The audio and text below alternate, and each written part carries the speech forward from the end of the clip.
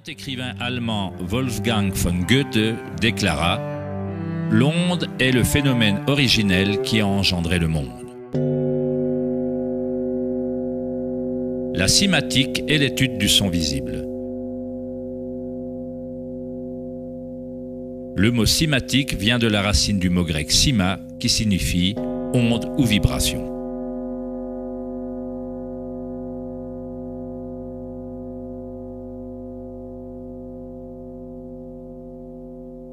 Ernst Chladni, un musicien et physicien allemand du 8e siècle, fut un des premiers scientifiques occidentaux à étudier sérieusement le phénomène de l'onde. Chladni découvrit qu'en versant du sable sur des plaques de métal et en les faisant ensuite vibrer avec un archet de violon, le sable se regroupe en modèles. Différentes formes géométriques se dessinent selon la vibration produite. Chladni archiva un catalogue entier de ces formes qu'on désigne sous le nom des figures de Chladni. On peut trouver un grand nombre de ces modèles dans le monde naturel, comme les taches sur la tortue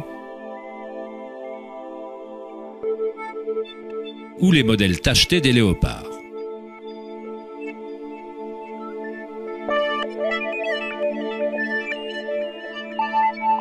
Étudier les modèles de Chladni ou la cymatique est la manière secrète dont les fabricants de guitares de haute gamme, de violons et d'autres instruments déterminent la qualité du son de leurs instruments.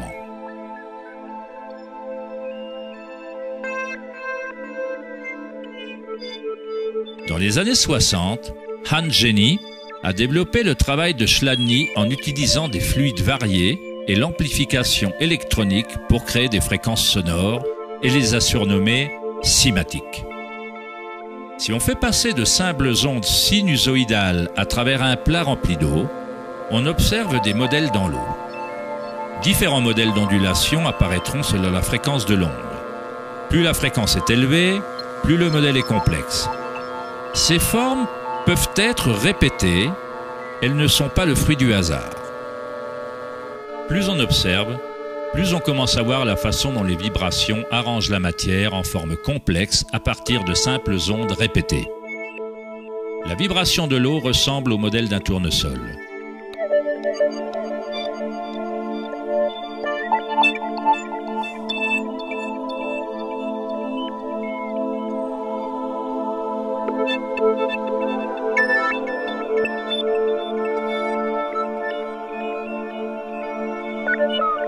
On obtient un modèle différent en changeant simplement la fréquence du son.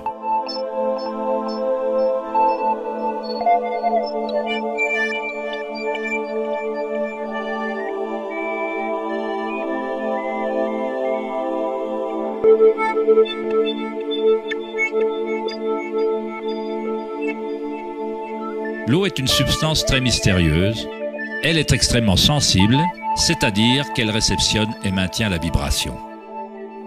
De par sa grande capacité de résonance, sa sensibilité et son aptitude à résonner, l'eau réagit instantanément à tout type d'onde. L'eau vibrante et la terre constituent la majorité de la masse des plantes et des animaux.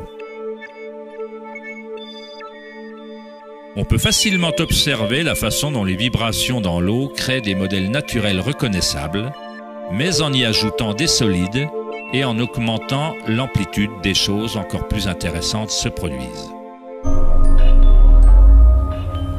En ajoutant de la fécule de maïs à l'eau, un phénomène plus complexe se produit.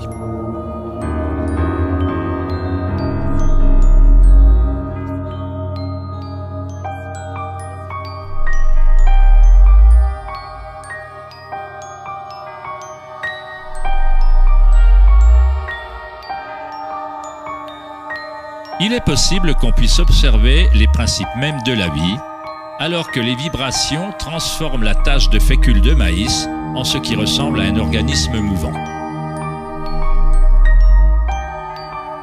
Le principe d'animation de l'univers est décrit dans chaque grande religion, utilisant des mots qui reflètent la compréhension de cette période de l'histoire.